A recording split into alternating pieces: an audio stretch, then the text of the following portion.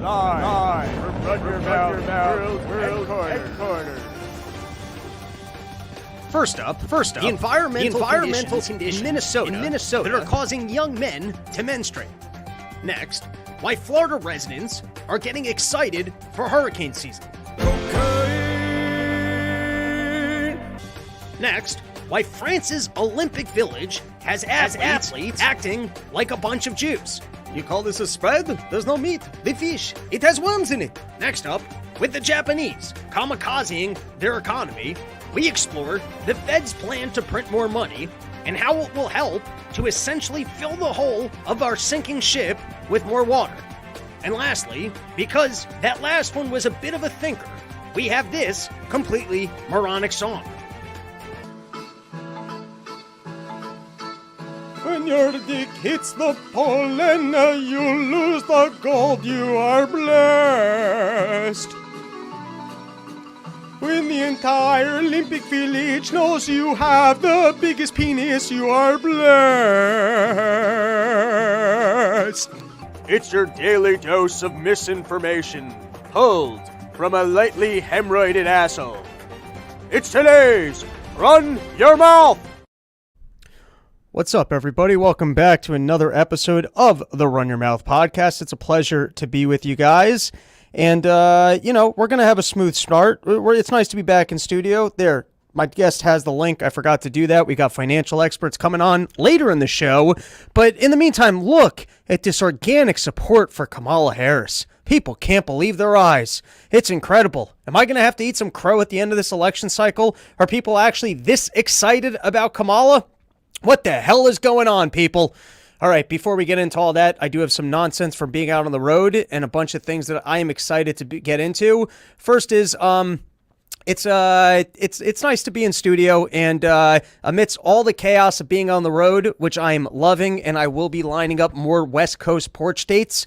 We're going to try and do one episode a week at least from in studio, because there's different energy to it. I can't scream quite the same way when we're out there on the road in people's lawns right in front of the audiences, so I'm committed, people. Trying to get at least one done a week. Guys, California was a magical run. You know, there's something weird that happens on Porch Tour, which is usually you live the same day a lot. And so what your brain starts doing is just grouping together the days. And you're like, oh, that was the year that I was in the office. But like if you remember like when you were a kid and like you went to like summer camp and like there was a lot just happening and you were changing your settings a whole bunch. And so life seemed to not move as quickly.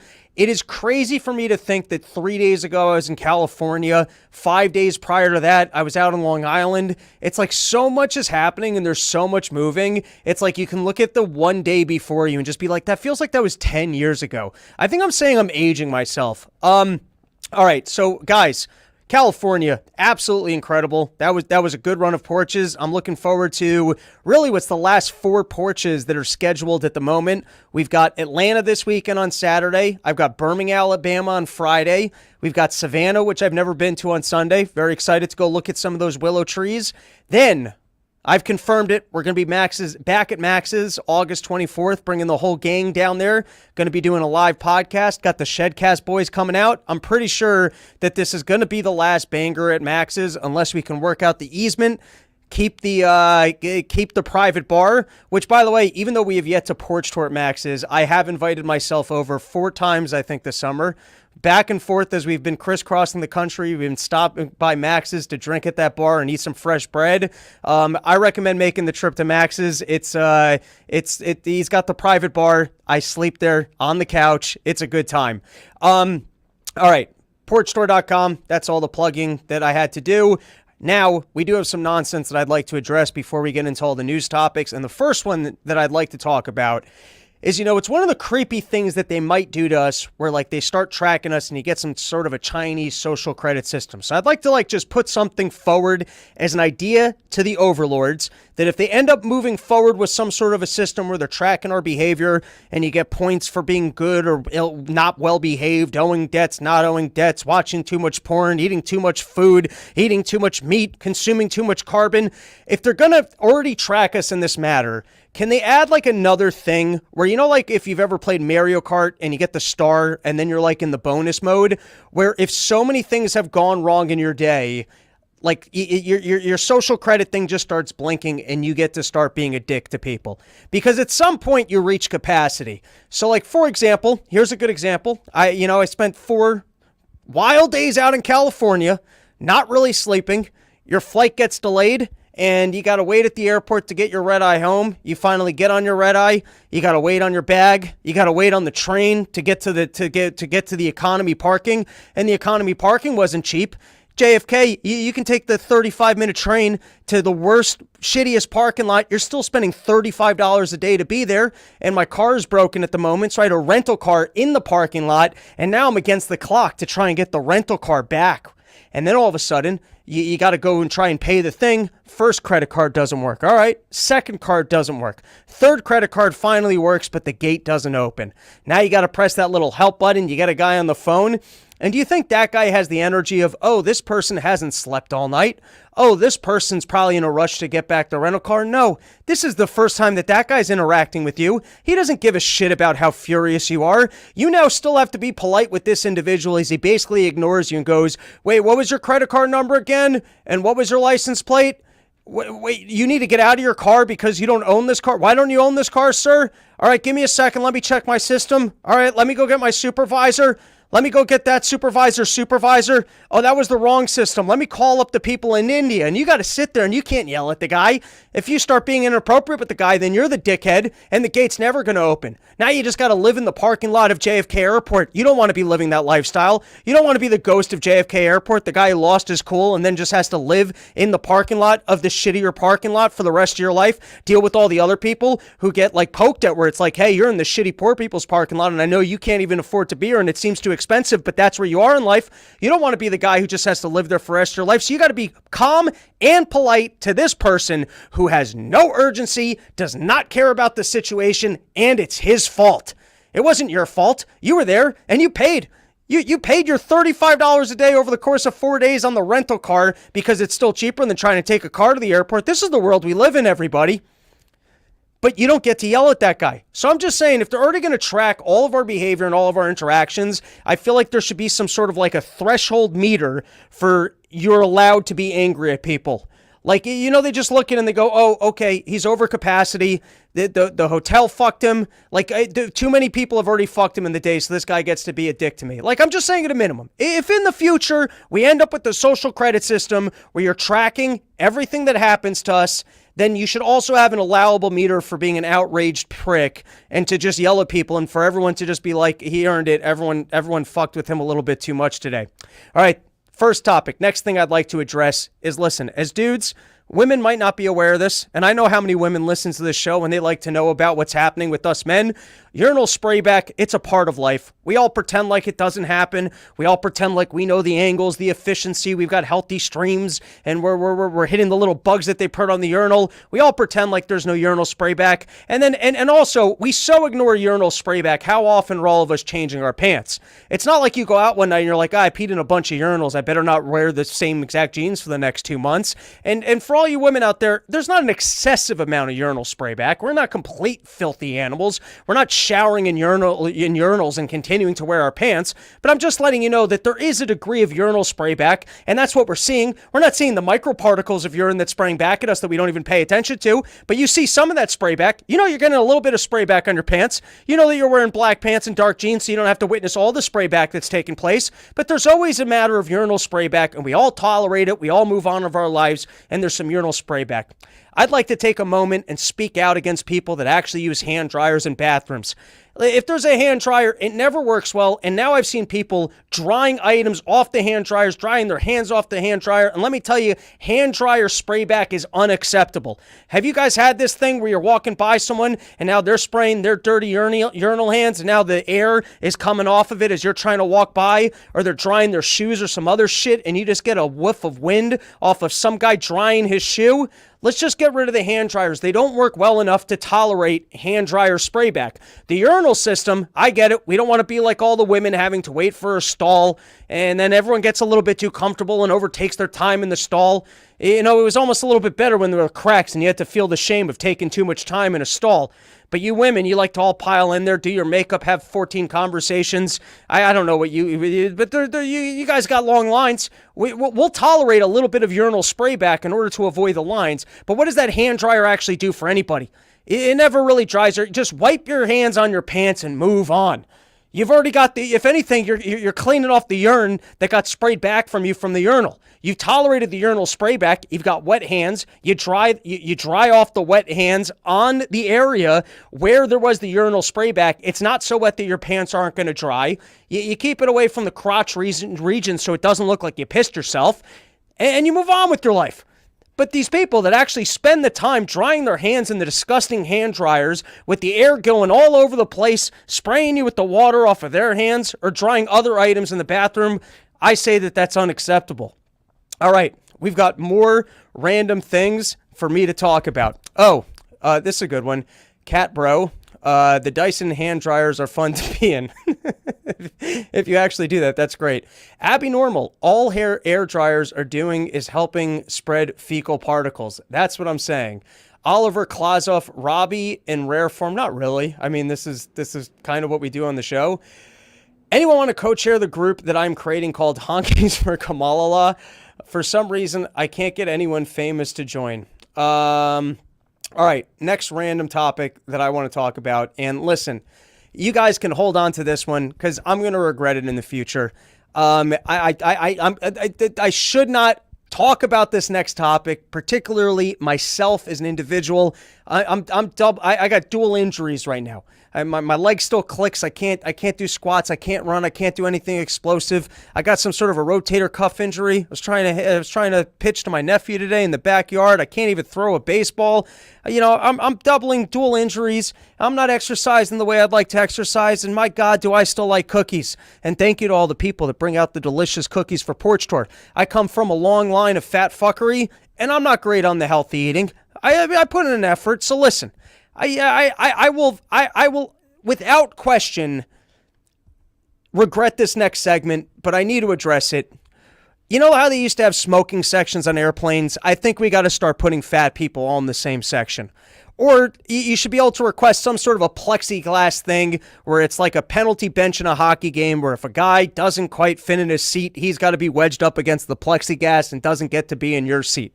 Because at some point, it's kind of like what I was saying with the parking situation where you're like, you get treated shitty for, you're like, what you think should be expensive enough to not get treated shitty?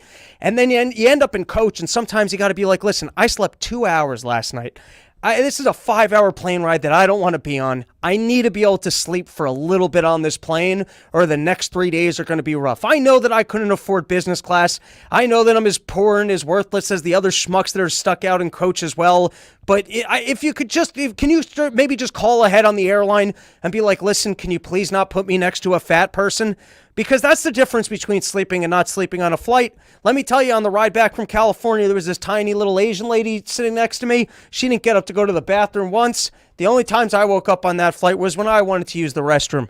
She didn't shift around. She just sat there. I mean, those Asians, they know how to behave on a plane. They just sit there in silence. They just think about the cigarettes they want to smoke when they go back to sewing things when they get off the flight. But they don't move around on a plane. Factory workers train them well. Sorry. I was trying to compliment this nice lady for how she did not wake me up on a flight. I'm not trying to speak out against the Asian people who I so respect their ability to sit still on flights. That's not what this was about.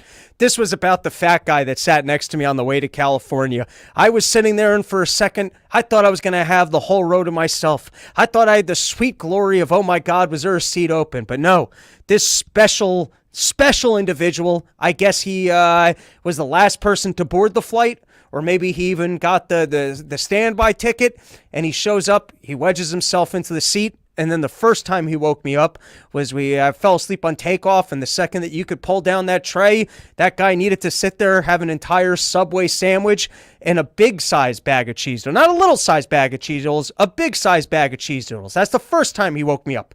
The second time he woke me up is because after eating all those snacks and cheese doodles, this fellow, he wanted to go to sleep himself.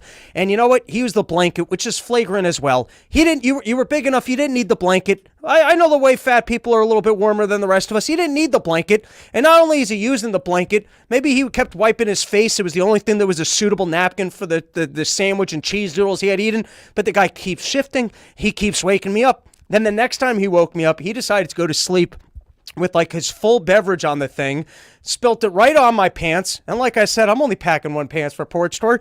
Now you got urinal spray back, you've got the hand dryer spray back, and you've got fat guy's beverage on your pants. I lied. I had a second pair of pants. I had to wear. I do pack second pairs of pants. I've learned this lesson from prior Porch Tours, and I apologize to you guys for being more dramatic about the situation than needed to be. I had to sit there for a plane ride. I had to quickly move my backpack so that my laptop didn't get ruined for the entire journey.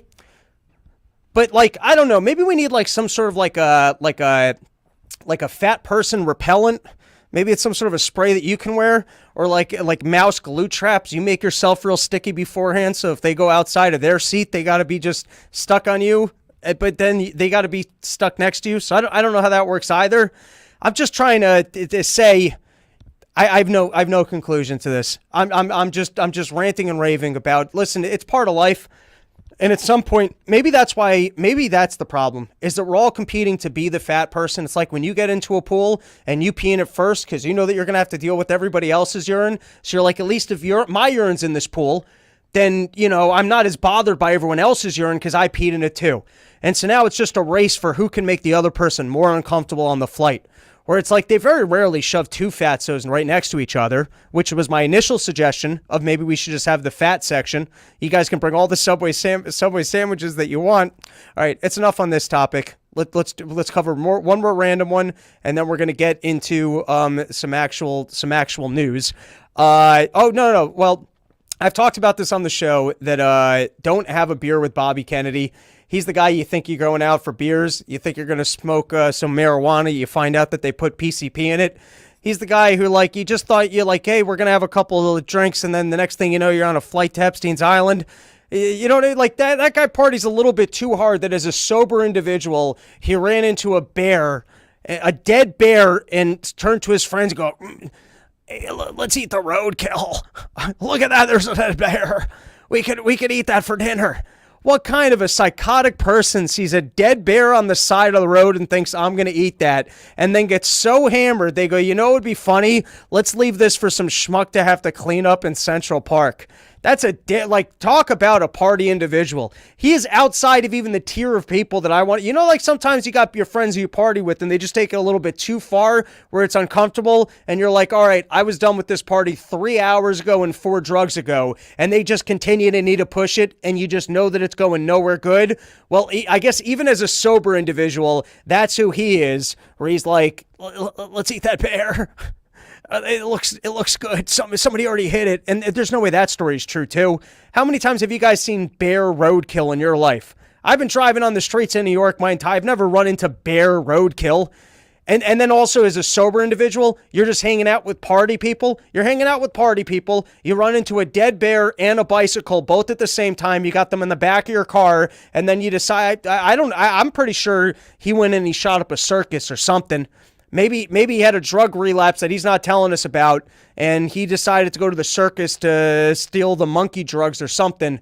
But I'm calling bullshit on that story. All right, listen, before we take some comments and get into the harder news topics, porchtour.com this weekend. We've got Atlanta, we've got Savannah, we've got Birmingham, Alabama. I just added Max's house, and now I'm starting to sit down and figure out the logistics to hit some of the West Coast cities from last year. And because here's what happens: the whole time I'm on the road, I'm like that's enough. I think I can stay some time at home. And then I spend the first day at home, and it's glorious. I eat all the food, I watch all the porn. It's like it's my spa, and I catch up and I recenter myself and I pretend like I'm doing breathing exercises, and then I feel refreshed. And then by day number 2, I'm like, I don't want to be here anymore. So listen, more more porches coming at you. Get those porches ready. robsnewsroom@gmail.com. I mean, I know the places I'd like to return to. It's Arizona. It's Spokane. I don't know if Portland's going to make sense because I just did that with Dave, even though I have a bunch of new material from when I was last there. But more porch tour dates coming at you. And, of course, the show is brought to you by YoKratom.com, home of the $60 kilo, only place in the entire world you can get an entire kilo of kratom for just $60. JWH, you have to evenly distribute the weight on the plane or else it'll just circle the airport for hours after takeoff. Yeah, that's funny. They put all the people on the one side or in the back, and then the plane's just doing flips because they didn't balance the weight appropriately. I'm okay with that. Mary and Brandon, what's up? Hoping to rebook Colorado and RYM stream. Happy birthday to me. Happy birthday to you. Cat Bro, because goddamn those kids who cry about being in unfamiliar territory. I don't know what that meant. All right. Cat Bro, how bad was Memphis? Memphis was great. I had a great time on those shows. All right, last comment, and then we're moving on.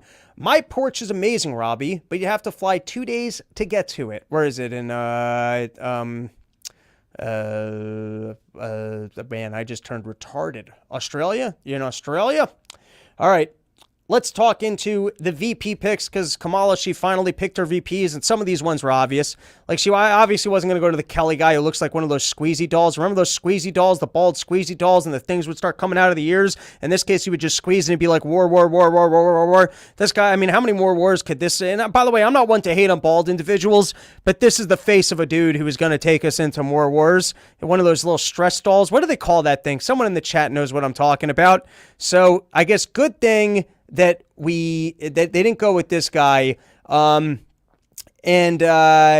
they were casting it. They had to go with like a softer white guy than this guy. He was like too extremely right.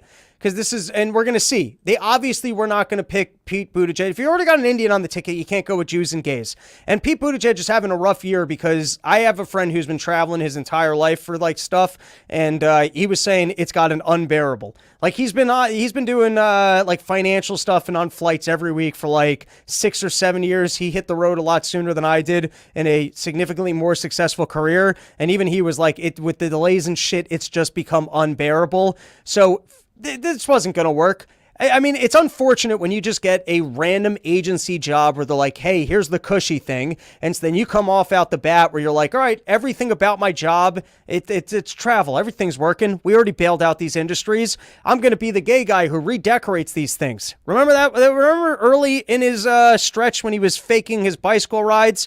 And he was like, I'm going to be the person who makes sure that the airports are more comfortable. And that if they make you keep you waiting too long, you're going to get reimbursed. And then just think about how much travel and everything else has gone to shit. He was just supposed to have some cushy government job, and now we've all been infuriated by every single interaction we're having anywhere we're going any of the time, so that clearly wasn't going to work. And then they weren't going to go with the Pennsylvania guy, and here Fox News said it best, the Shapiro guy. I knew that wasn't going to happen. I knew it wasn't going to work, and Fox News right here, they said it better than I possibly can, so let's give it a listen.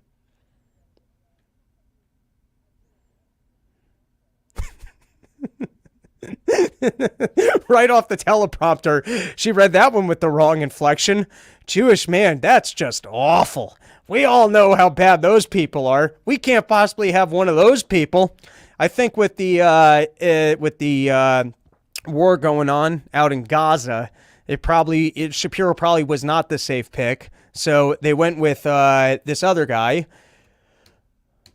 who, based off of policy, I think is bad news. I do think he's a extreme liberal. I think some of the policies might come back to haunt him. We've got the talk about him trying to get tampons into the boys' bathrooms. We got talk about him signing up, making, I think, 80,000 illegal immigrants, giving them licenses, making sure that they can drive, making sure that that their lives can be easier. And he had all the stuff that went on with the George Floyd riots. He definitely didn't get out there quickly with the police and make sure that action was cleaned up. He let, foreign immigrant businesses burn to the ground. Remember all those dealerships? I think that was a storyline at the time. So clearly an extreme liberal. If you're trying to reach out to new demographics of people past who Kamala already appeals to, you would think maybe you would want a little bit more balance on the ticket.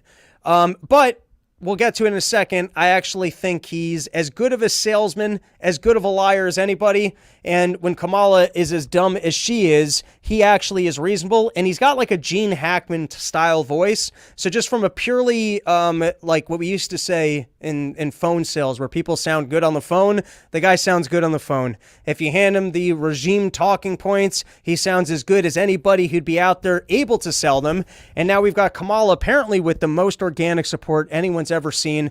How much money is the Fed printing at the moment and just handing to people to show up to rallies? Is that what's going on in the financial markets? Is that why everything's collapsing? Is because instead of engaging in quantitative easing, they're just hitting the streets and actually handing the money directly to people so that they'll show up to rallies and clap for Kamala Harris? I mean, the energy, and as to how they get entire crowds to fill every single gap when she's about to laugh so that she continues to look natural. Because that's what used to happen. She'd say 3 words, there'd be an awkward silence, she'd fill it in with a laugh or just repeating what she had previously said, and that didn't work. So now somehow they're getting entire stadiums of people to fill every single gap with clapter, which is incredible, and these people will clap at anything. She could literally be up there and go, and then we'll have more vaccines. Everyone's clapping, and we'll get you back in your house. Yeah. And then, hey, we're going to print even more money and give it to the banks, and they would clap at that as well. Here, give it a listen. Oh, that seems real soft. Is that soft for you guys?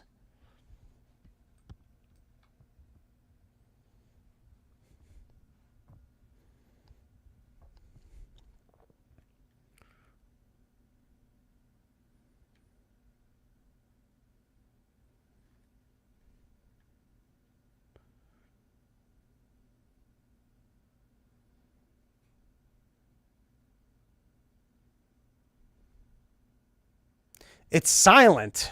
Wait, what's going on with my sound? Maybe I can get that louder. All right, whatever. I was going to play the next one. Anyways, tell me if this one's got sound. If not, we'll make an adjustment. And then here is the VP. Let's give this a listen. Can you guys hear this one?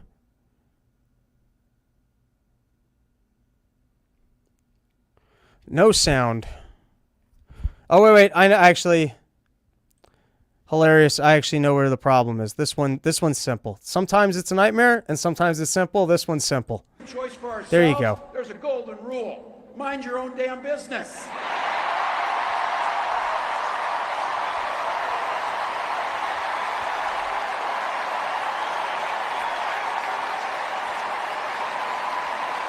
Johnny, I'm going to get you on in a second. Can you hear?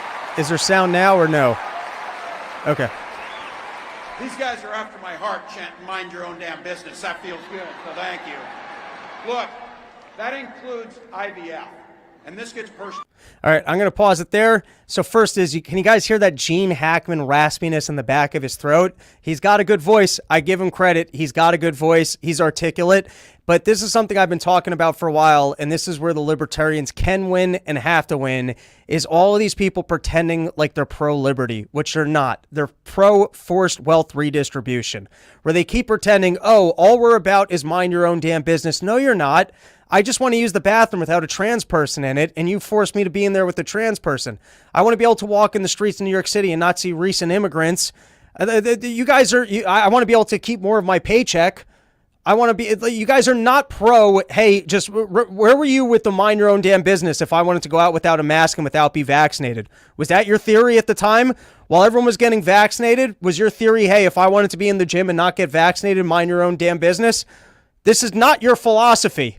But they know that it's popular, and yet they are able to get up in front of full rooms of people that don't actually live by that philosophy, agree with that philosophy, say it, and everybody claps, and nobody calls bullshit. Everyone plays along as if this is actually their political philosophy, which it isn't. You guys are pro-forced wealth redistribution. That's what you're into. You're not into liberty. You're not into mind your own damn business.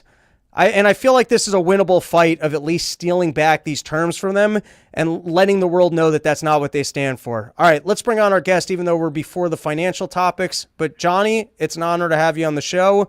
How's life out in Mexico?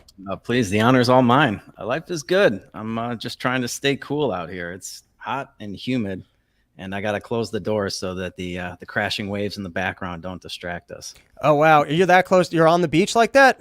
Oh, yeah, right on the ocean here. Man, given the good life. Hey, did you ever track down my meth? because I have no idea where that went. I think a cleaning lady might have stolen it.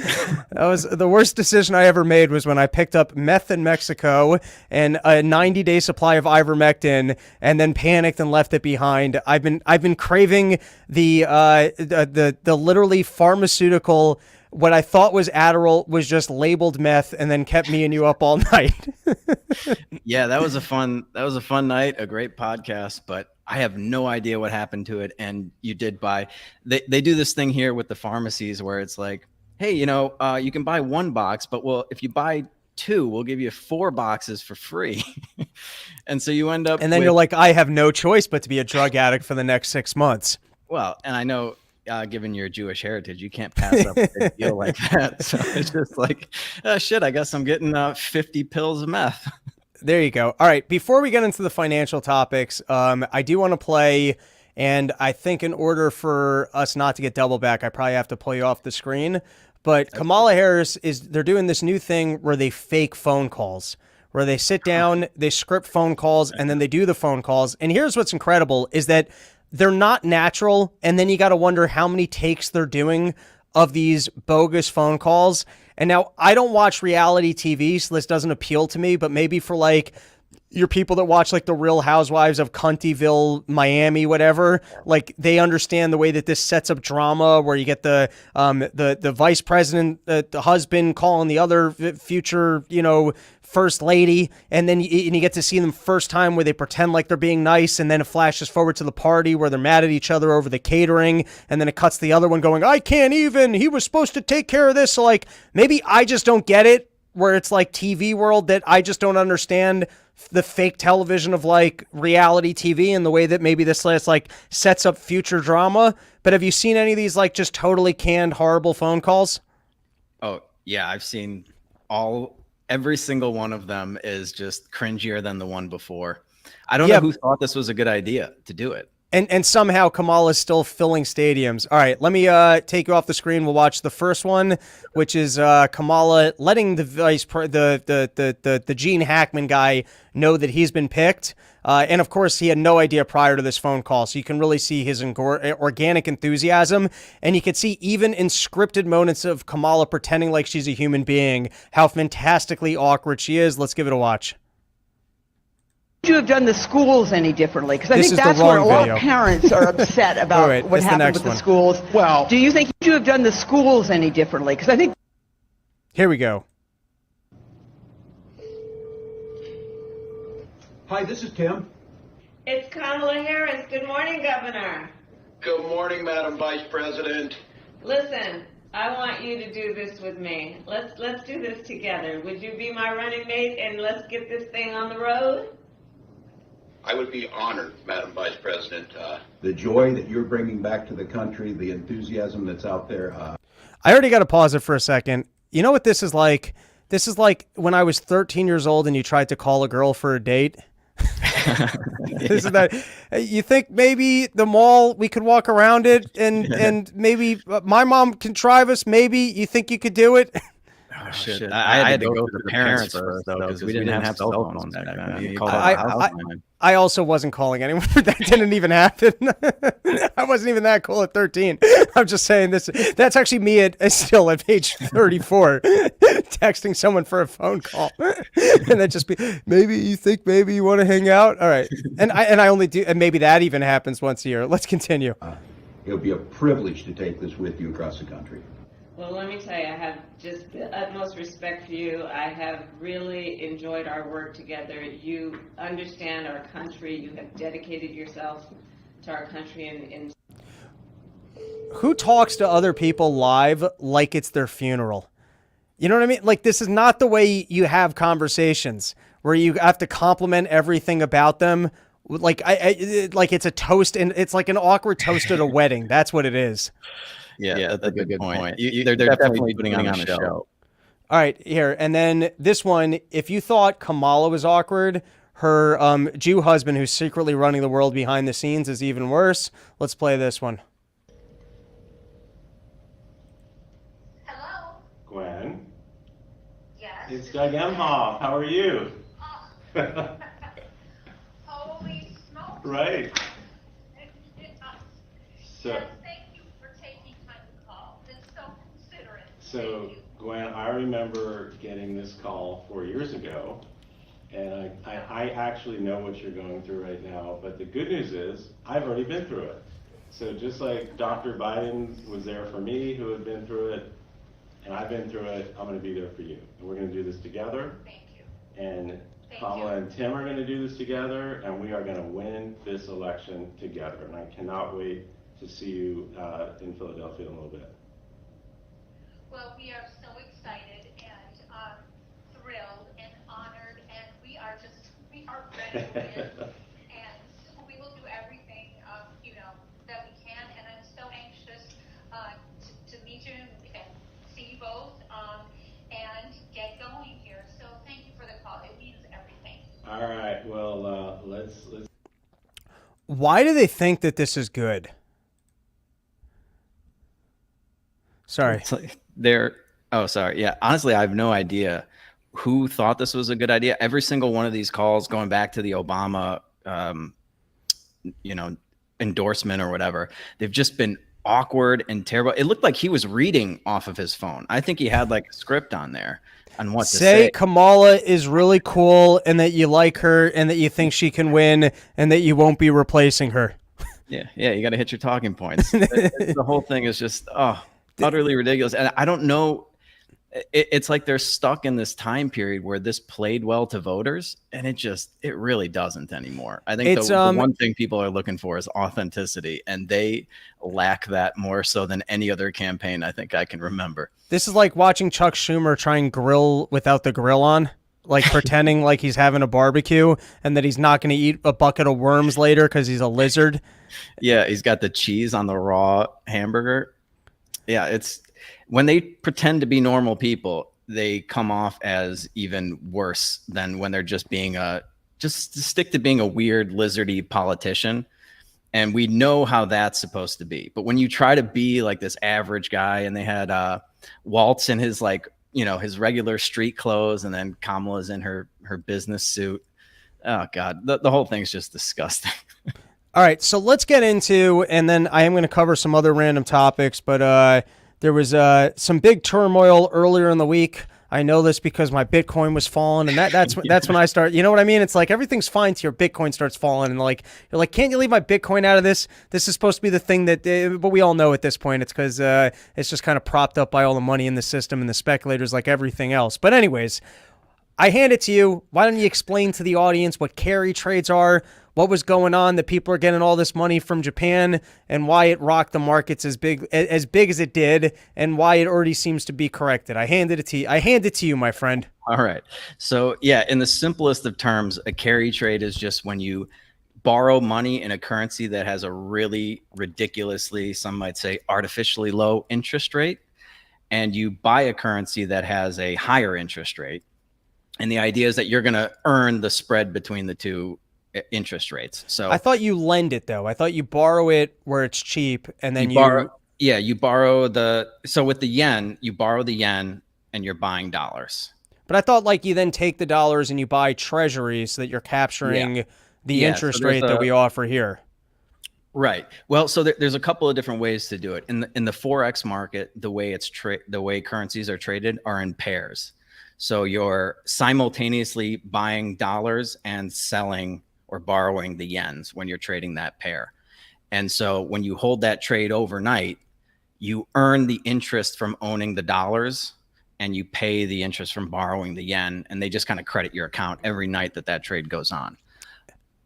I guess one thing to note is that the risk is that if you currently hold dollars but have to pay it back in yen, if the yen were to drastically appreciate in value more than the dollar plus the interest rate that you're earning, you can actually lose money. Yeah. So there's basically three ways that trade can go. Ideally, you want the dollar to appreciate against the yen. And so then you're getting those gains plus the arbitrage on the interest, which the dollar is like around 5% now. And the yen is still practically zero. So you're earning a nice spread there plus any gains.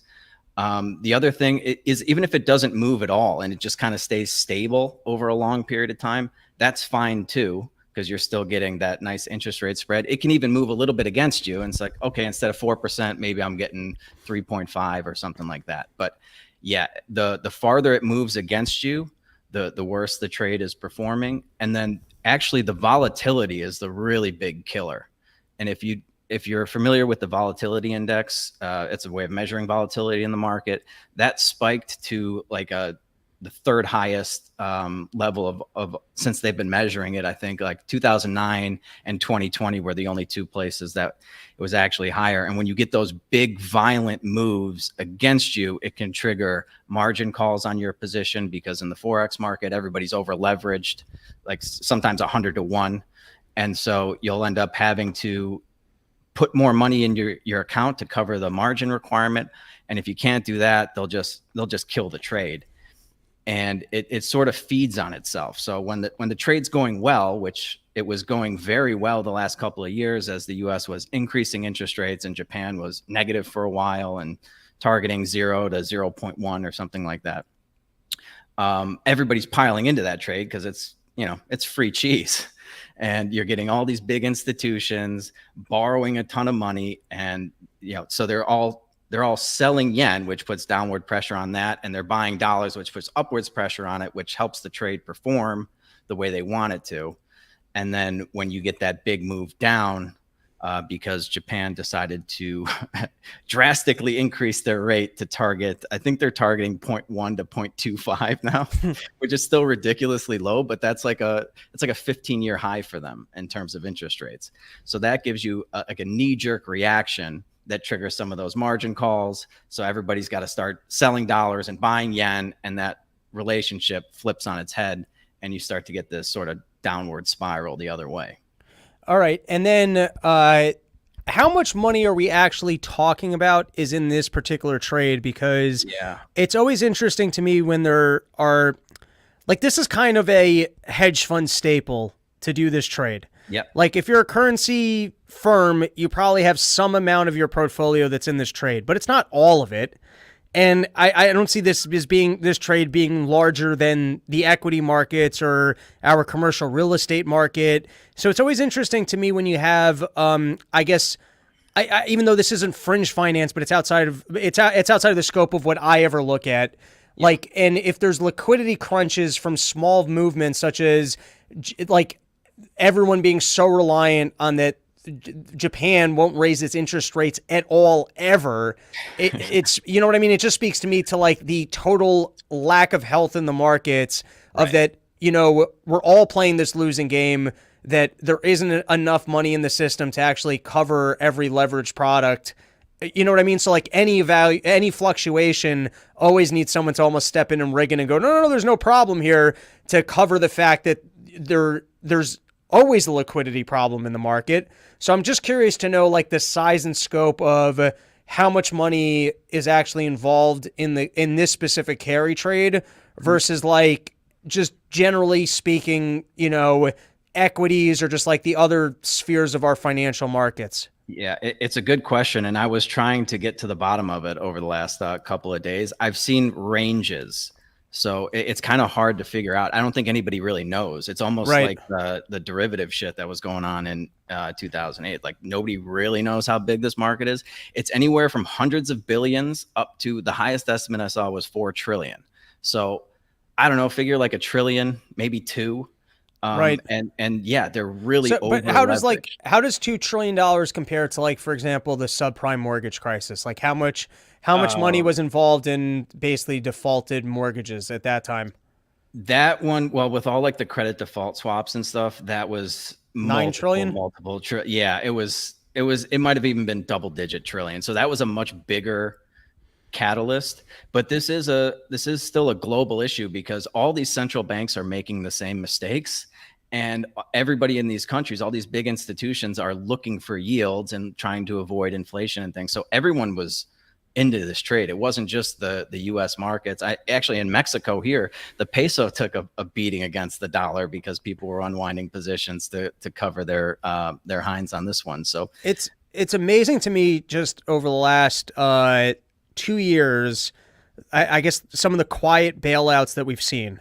So the first one, which people won't remember, but there were pension funds in England that needed to be bailed out because they had created this obscure basic product that, as long as interest rates remained low, basically it continued to pay like this steady bond payment to them off of like a reverse of the way it made no sense whatsoever, other than it was basically pension funds being like, we need yield to cover us on inflation. And so they just created this like fictional product that paid it to them as long as interest rates were low. But if interest rates went up, then they were losing like multiples upon multiples on the movements. And then the government just stepped in and went, all right, we'll bail you out on that.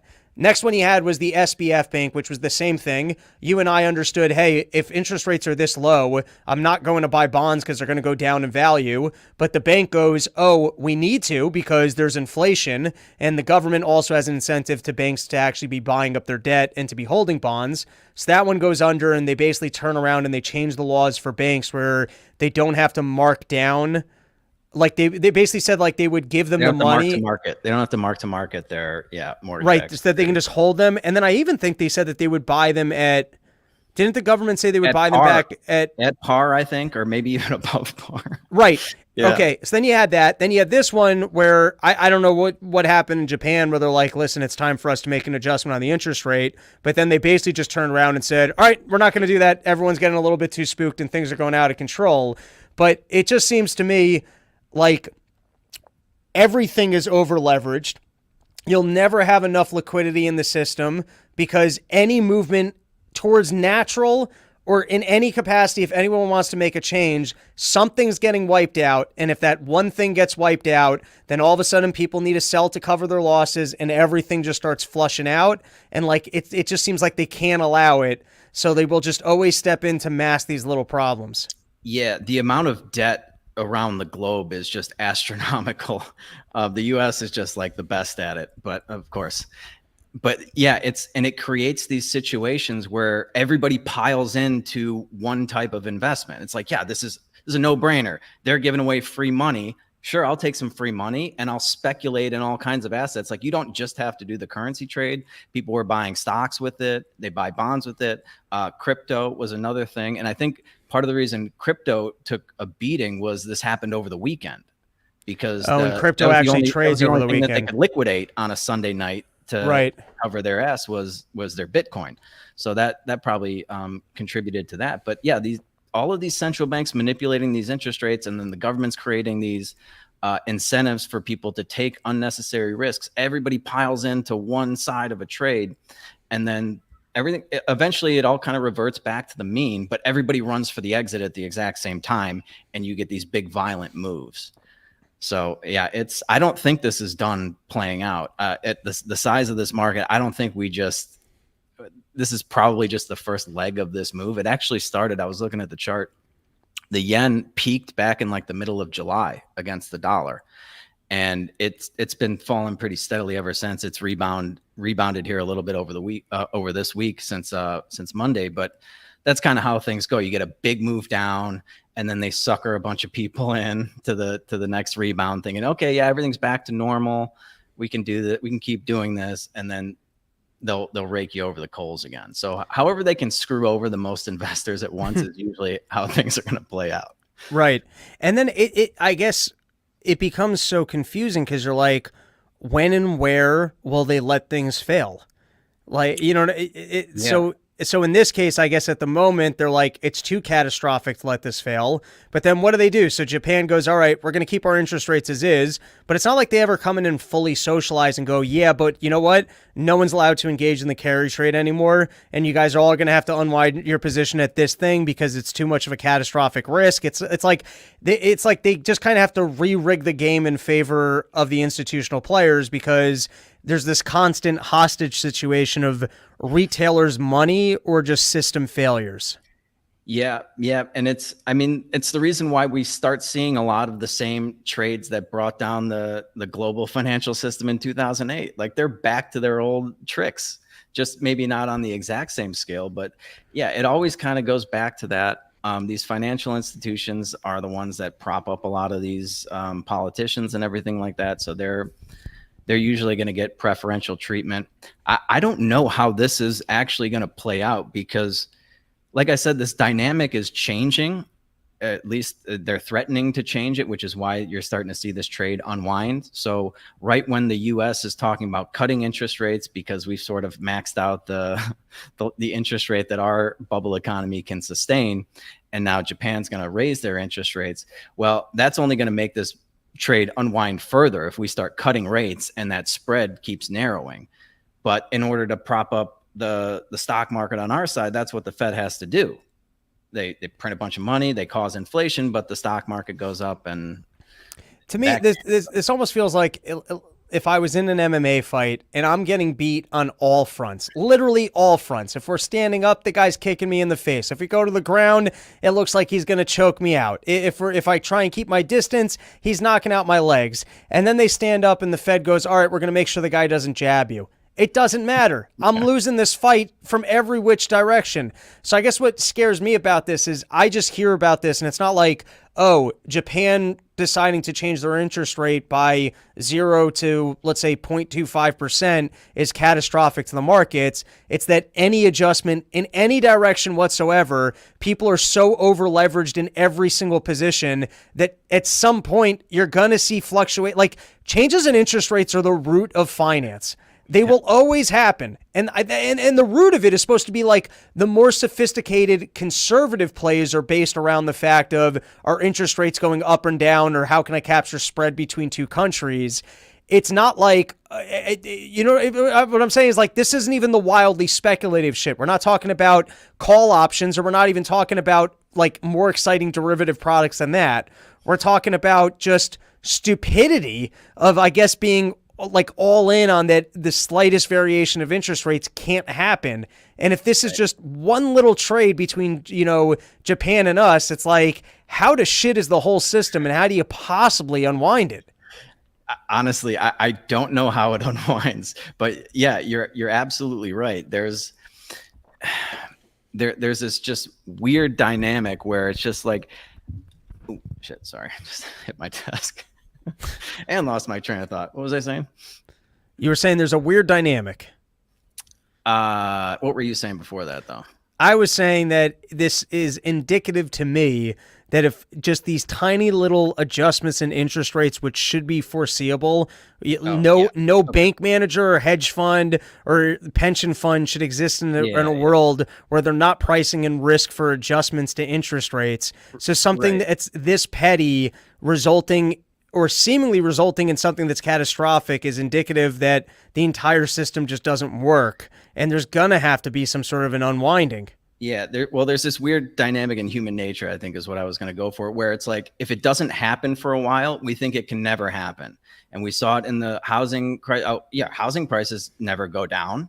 So yeah, you can take out an adjustable rate mortgage and, we don't need any income verification or anything like that. I mean, Japan hadn't raised its rates in like fucking 17 years or something like that. So it's just like, yeah, this is right. So you end up with models going, that doesn't happen. So this is a safe bet.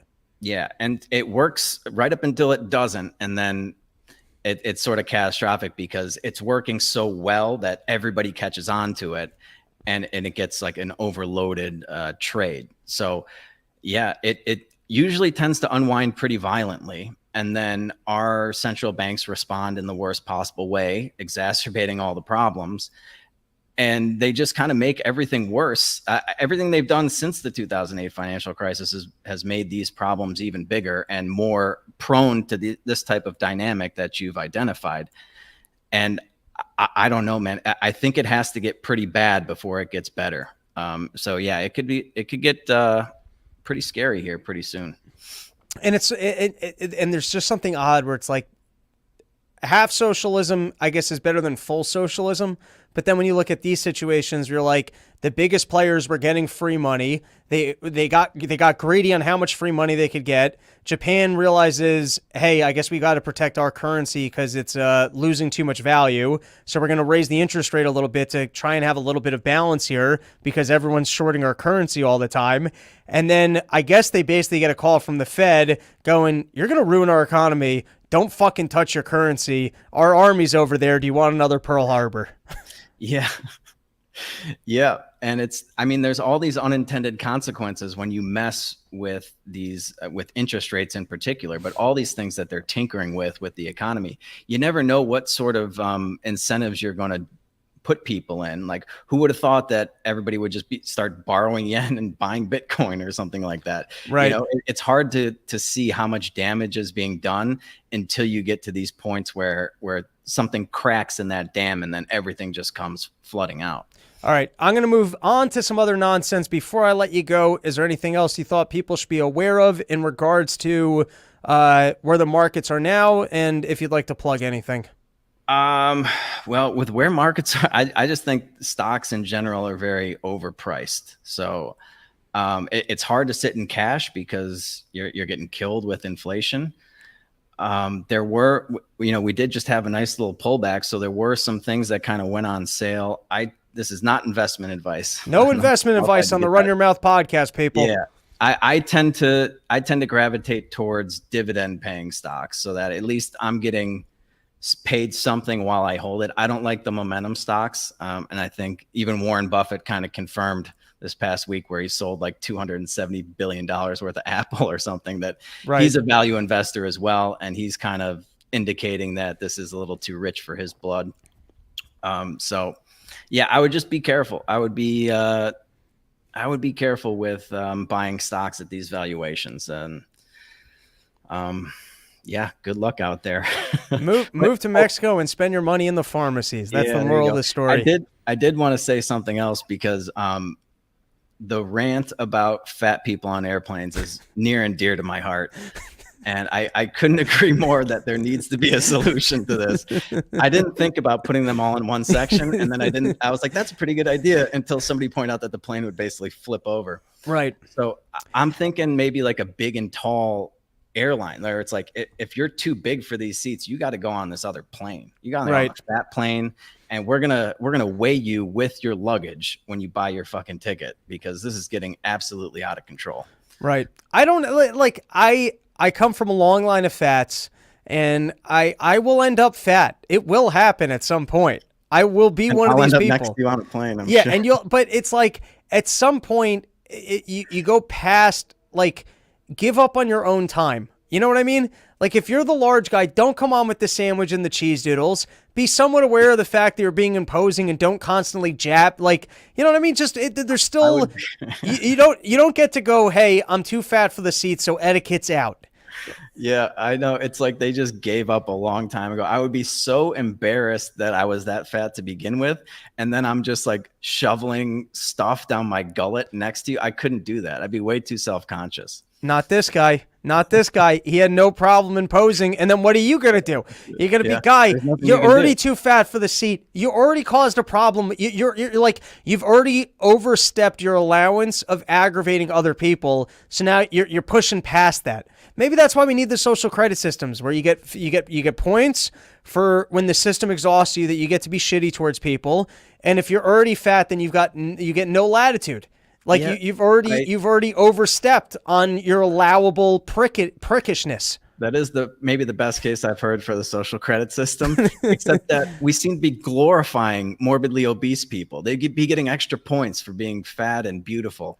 And then it would incentivize people to be even bigger. And they're giving them free extra seats now on airplanes too. Like, the incentive structure is all out of whack. But before I let you go, actually, I some of the random topics that I pulled up, you might have some insight on. So this one I thought was interesting. Illegal border crosses have plummeted. So apparently, what was going on at the border was so unpopular coming into election season, it wasn't that hard for them to solve. Apparently, they pressured Mexico, and maybe you've seen this, where they're calling it chutes and ladders, where they got these buses, and now the Mexican government, as people and groups are in northern Mexico, are just packing them onto buses and basically driving them down. So apparently that's alleviated a lot of it. I think that the dropping in number is down to, I think it was 57,000 crossings in June, which is down from about 250,000. The biggest thing, which nobody talks about, is that they were using the parole system to basically just let people in, which wasn't even getting counted with like the amnesty or the asylum claims. But here, let's read this because I just thought it was interesting. And you're down in Mexico, so you might have some insight into what's happening down there. The Americans also have a new tool. An order issued by President Biden in June disqualifies migrants from winning asylum if they enter the U.S. illegally. As a result, many more of them can be deported quickly, and far fewer have been released into the U.S. It just kind of showcases this was a choice the entire time. Once again, this doesn't even speak to the pardoning system. The pardoning system is still, hey, we have too many people coming through, we want to process you, so we're just going to pardon you, and now you're basically off the hook, which is different than the asylum claims. But from what I'm seeing and reading here, it seems to me like this was a choice for the last 3 years, and they finally got so disfavorable that they're like, all right, we'll put a cooling on that. Yeah, or they got enough people in to swing the election in their favor. Yeah, or something like that's that. the other possibility, is that they it's close to mission successful. Right. And so when they say illegal border crossing, does that imply like maybe they're just like, oh yeah, we'll let you go and it's not illegal? Like, if they don't really confront them, right? Do they consider that like an illegal border crossing? I don't know, man. The whole I thing think is they just, can rig it however they want, and that's kind of the parole system. Is that they just parole them and now they're off the hook. And they were doing that because the optics of, firstly, I think they just wanted to process people into the country. That doesn't even count for the gotaways of who you don't grab and then parole. And I think part of the paroling was they just, the kids in cages thing didn't look good. So they're like, how do we get these people out of our facilities as quickly as possible so that we don't have bad conditions here? Yeah. And then it does feel like it's something that they could just sort of flip a switch and clean up like they did in San Francisco when what's his face was coming to visit. Yeah, all of a sudden, which by the way, if anything, you want to cure the trade imbalances, be like, we got poor people here also. Why do you got to make it look all pretty? All right, before I move on to the next story, everybody, sheathunderwear.com, official underwear of the Run Your Mouth podcast. Use promo code RYM, you get yourself 20% off the greatest underwear that's ever graced the balls of man. Johnny, have you sheathed before? I actually have a pair on right now. I can attest to that. There you go. So, I'm a big fan. Show people the band. Show the people the band. show off the sheath. Johnny's packing. Oh no, I heat. don't have it on. It's all good. It's all good. Johnny's a sheather. He's down in Mexico. I am it's a hot. sheather. It's hot and spicy down in Mexico. You don't want to be out in the summer months without your sheaths. Yeah, no, I have several pairs of them. I was wearing them early. Oh yeah, I went swimming. There you go. I take them into the pool for a little extra support too. That's the way to do it. Go to Yeah, sheathunderwear.com. Use promo code RYM. You get yourself 20% off the greatest underwear that's ever graced the balls of man. All right, let's see what my next random article was. Oh, Johnny, you'd be an expert on this one too. Invited on the podcast anytime. Ecstasy drug trials misled, suicidal thoughts. So first is, this is actually on par with the financial things. I have noticed that there are certain financial bets that I've made that were the correct bets, but because I went into an index fund, or instead of just buying physical gold, I bought gold mines. I feel like there's a lot of sectors where I bet right on the sector, but then somehow didn't make money. And so one of them is like a couple years ago when they started talking about pharmaceutical companies getting into the hallucinogenic game. I forgot which index I bought. And when I look at the index, a lot of the individual companies have done exceptionally well, and somehow I've still lost money. It doesn't even make sense to me.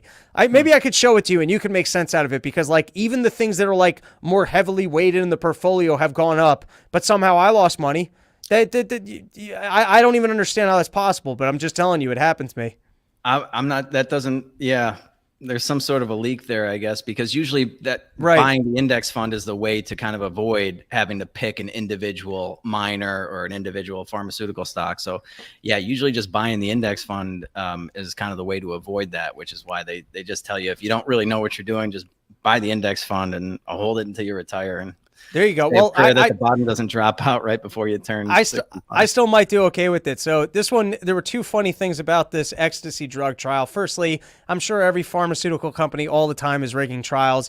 In this case, he missed suicidal thought. That's just called the day after Molly. Like, that doesn't mean that the Molly didn't work. That doesn't mean that it's not going to work, that you're not going to see gains. That's just called the day afterwards.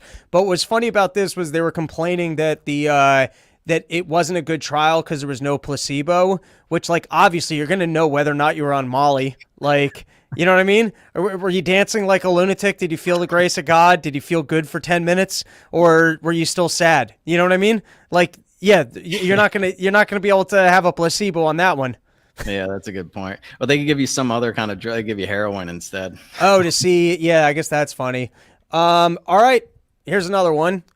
The Wall Street Journal did a breakdown of what's going on with that boxer, Imane Khalif. Oh, yeah. Prior to this, what was your best estimate? What did you think the situation was? Just at first glance, that looked like a dude fighting women. If I'm going by my eyes, yeah.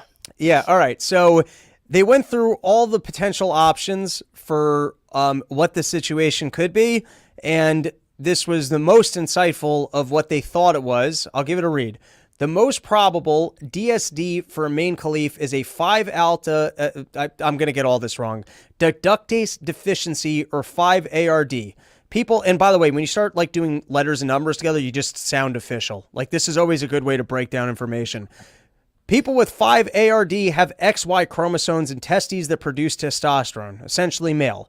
But because of a gene mutation affecting the 5-alpha reductive enzyme, their testosterone can't be converted to dehydrate blah, blah, blah, which is essential for developing male genitals. People with 5-ARD, though biologically male, are born with female-appearing or ambiguous external genitals, leading to potential misidentification as female at birth. In other words, your dick is so small the doctor goes, that's a lady. Many with 5-ARD are raised as girls, only discovering their condition at puberty when their internal testes trigger male puberty. This results in masculine features and a physical advantage over women in sports. I think at that point, if you've been that like cursed by God, you get to beat up women. You know what I mean? I guess if your dick's so if your shit's so small that it's inside of you, and then you just outwardly otherwise look like a dude, but you basically have a vagina, which I guess is just internally tucked balls. I guess I don't know. Maybe it's the sex test. Can you fuck her internal ball sack? And are you gay for doing so? Like, you know what I mean? There's not enough information here. If let's say I'm into masculine men, but I'm not gay. Does it look like a vagina? Or does it look like balls are coming out of a hole? Like what? I was picturing a gigantic clit. No, I'm picturing like octopus like pussy lips, but it's just balls. It's like balls like almost coming out, where it's just like the skin of them, and it's otherwise like your dick is like tucked all the way up there, so you almost pee like a lady. And I guess JT's just coming in and he's saying he's just declared gay, and fair enough. Yeah. I was thinking like undescended testicles, which I thought like could cause cancer or something. Or the ability to beat up women. All right, let's continue. Yeah. Why can Imane Khalif compete as a woman in the Paris Olympics despite male chromosomes? Visual evidence of high testosterone in the IBA's disqualification, because in June 2023, the International Olympic Committee announced that boxing events at the Paris Olympics wouldn't be run by the IBA, citing very concerning issues with its governance and its refereeing and judging system. The IOC promised a new system that puts boxers first by lowering the complexity of the qualification process, but no guidelines were ever specified. This incompetence is staggering. Allowing males to compete against females in any sport requiring strength or speed is unfair, but including them in women's combat sports completely disregards women's safety. It isn't an exaggeration to say that disregarding biology in the name of ideology may get someone killed. Except she's not, I guess, quite like a dude. Apparently not a full-blown dude. Yeah, and I don't know. I saw some of the highlights. It wasn't like she was like crushing these people. But yeah, it does seem like she's got some sort of an advantage. I think the most logical thing is like, yeah, dude, if you have the XY, you got to fight XYs. Like, fair enough. There has to be some sort of a standard, and like, yeah, of course, there's going to be these weird exceptions. But it's like, what percentage of the population are these people? And then the fact that they end up in like the Olympics is very like. There's a reason why her Olympic sport is against women. Yeah, or maybe what we could do is we already have a lot of socialism. Why don't we just put change into a bucket for freaks of nature, and we just go, listen, that sucks that you've got internal balls. So here's the bucket of money. Don't beat up women. Like, just here, like, you know what I mean? It's like they've got no other opportunity for a nice life. So they go and they compete in the Olympics and they take out the rage from their deformed, non-dick and balls, non-vagina, and they go fight, they go beat up women like it was the women's fault on their pursuit of glory. But maybe if we went like, listen, you've got no chance at anything in life. Here's the change bucket. I don't know. I don't even know where I'm going with this one. I mean, a GoFundMe would probably go pretty far. Maybe show your hole to everybody and go, listen, either you send me this amount of money or I'm going to go beat up women at the Olympics. And then the other thought I had was, I guess they could allow punching below the belt in women's boxing, and that would probably solve a lot of these issues. Oh, that's a practical solution. Yeah, you could fight in there, but cunt kicking. Yeah, because I'm guessing even if she has your weird ball labia, it's gonna, that's a simple test. Maybe to start the fight, instead of the ding, ding, ding, they each kick each other into the cunt, right? Just like that, and then you start right then and there, because then if you actually had balls, you're at a disadvantage at the top of the fight. I like it. No cups allowed. Yeah. You would think, by the way, women are sneaky. Why aren't they going for some nut shots? I don't know. I'm not even sure if it's against the rule. I've never watched women's boxing before. I don't know if they. Yeah, just round one. Just first shot you take, make it a low blow, and let them call you on the low blow. Yeah, it's gonna be a point deduction. It's like it's a point deduction, or just just keep going for it to the disqualification and be like, why was that a problem? Yeah, it's gonna be like Tyson biting Holyfield's wow. ear twice. How are you the first one who figured that one out? That is brilliance right there, my friend. Thank you. All right, this is a great story. White House believes Iran backing down from Israel strike after diplomatic blitz. Yet America and apparently Putin being like, hey, you guys can't fight. And isn't that incredible that we can come together on other people not fighting wars? We can't get along with Russia, but Russia and American can come together. Basically, we can be like, listen, just because we're fighting amongst ourselves doesn't mean that you guys can also have fights. Like, that's exclusive for us, but we can't. You guys are going to throw off you're going to throw off the whole oil markets. Yeah. We need to be able to fund our wars with each other. So you guys have to wait your fight out until we're done with our fight. Yeah, well, government hates competition. It's kind of like when a third party tries to derail the Republicans and Democrats. Like, no, this is our thing. Fuck you guys. It's cool when we do it. Do as we say, not as we do. Right. And we can come together to prevent other wars. All right, I think I had one more slide, and this was from the Wall Street Journal. It was explaining the situation. I felt like these 5 paragraphs were worthwhile, so I'll give it a read. Maybe you can give us your insight, and that'll be our episode. This is the salad portion of the show. We get a little bit of education. The Japanese plunge is a direct result of a long-needed shift in monetary policy and exchange rates. The Bank of Japan raised its interest rate target to 0.25% last week and laid out a timetable for tapering its quantitative easing program. BOJ Governor Kazuo Ueda said these moves are intended in part to arrest the failing yen, an unusually explicit statement about exchange rates for a central banker. Do you know what was actually happening over there with the currency that they've what are the negative repercussions of basically their virtual zero interest rate? Yeah, well, it's just sort of a lot of decreased purchasing power in Japan, but mainly when it comes to like exports and things like that. So I think they're having trouble when. Doesn't it help for exports? Isn't that why China's always like trying to kind of make sure that its currency doesn't go up in value? Yeah, no, it helps them export stuff abroad, but when a Japanese guy wants to buy something that's imported, I think I misspoke. When they have to buy something like from another country, that's when they're really getting beat up because their currency sucks against everything else. Do they? Because I remember from the nuclear reactor failure that they use nuclear energy, but I assume that they don't have large oil reserves. Do they have to? Is there a lot that? Because they're on a giant island, right? Do they have to import a lot of stuff that it would benefit them to have a stronger currency, or is their markets very based in exports? From what I understand, the pain that a lot of the Japanese people were feeling is because they have to buy a lot of foreign goods, and their currency has been getting so beat up as of late that they're starting to cry uncle. They've been trying to fight this that deflationary boogeyman for like it says here, I think since like 1987 or something. Like right. This is the second generation of the yen carry trade that I'm familiar with. It was pretty popular in like the late 90s, early 2000s as well. And that kind of got unwound as we went to a 0% interest rate policy.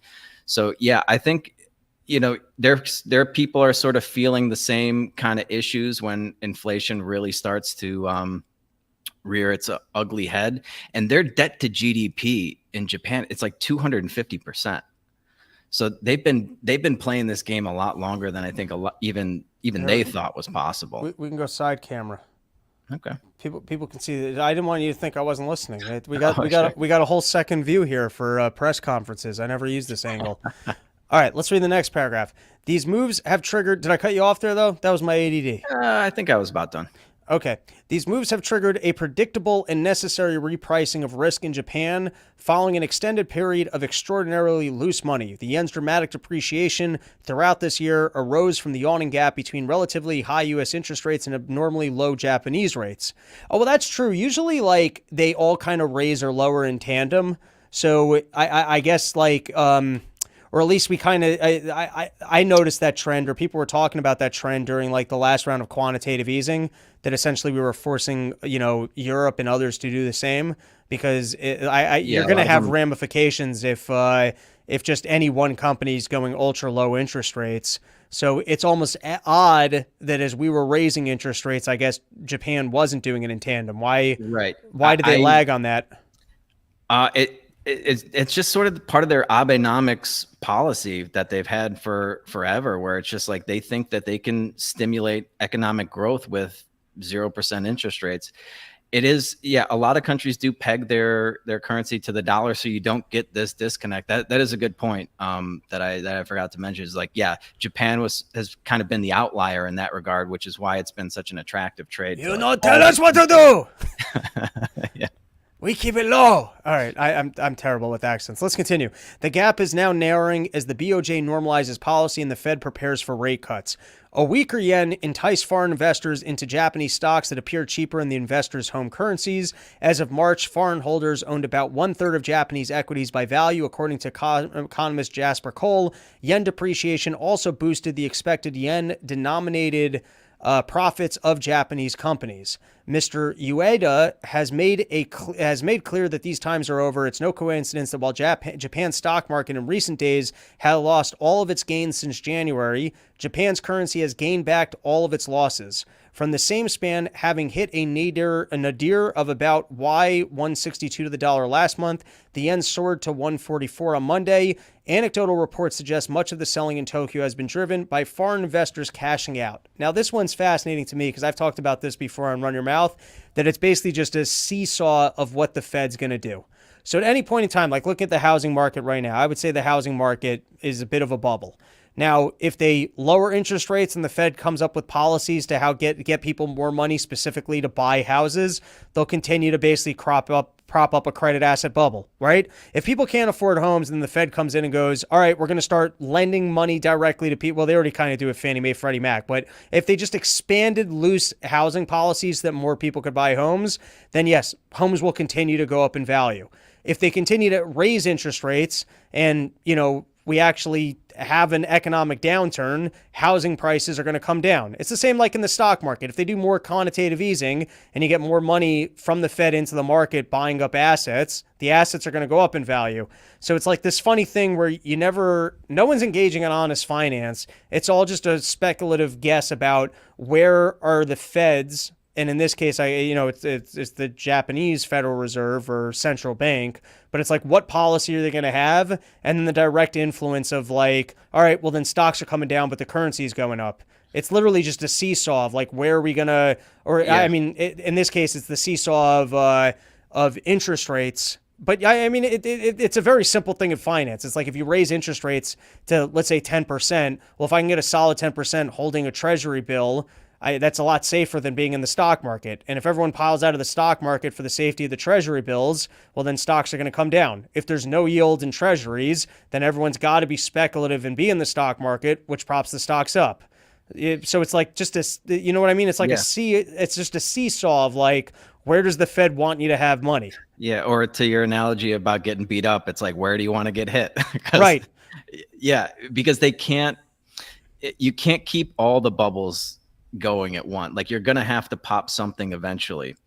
And when you blow up like these gigantic bubbles, it can take down everything all at once, which I think is the problem. Like, they're trying to maintain artificially high economic growth, which is the problem. Like, they don't want to see these momentum stocks go down, even though like some of these valuations make no sense at all. Like, do you remember before Tesla took that big hit, it was worth more than like their valuation was bigger than like every other automotive company combined. Right. Well, like what are historic P ratios? What were they, like 8 to 13%? And now now what are they, 22%? I'm asking. I don't really look at this. They're over 20. Yeah. And yeah, they're astronomically high. I haven't looked at them in a while, but yeah, they're about twice what you'd want them to be if you were actually using that as a metric to kind of buy stocks.